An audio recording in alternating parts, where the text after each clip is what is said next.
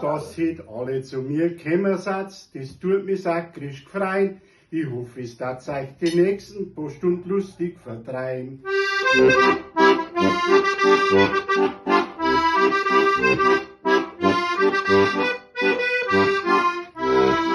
Und zwängs dem scheiß Corona hab ich letztes Jahr keine Feier nicht gemacht. Und dann hat mir der Herzinfarkt einen Strich durch die Rechnung gemacht.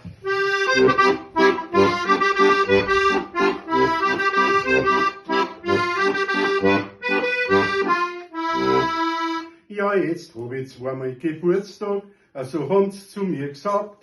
Drauf hätte ich dann sofort eine Geburtstag feiern mit 60,5 Jahren gewagt.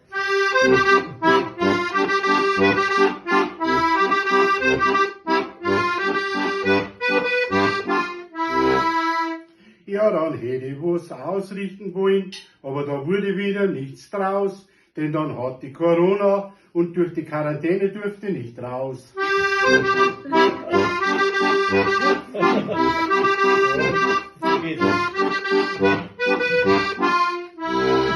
Ja, einer geht da noch an, das ist der Preis Hansi, aber ich glaub, im Urlaub, da der mir nichts abgeben.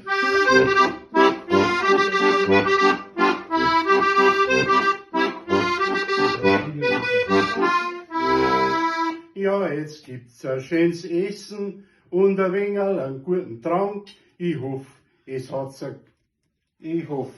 freut sich recht und habt's einen sakrischen Dank.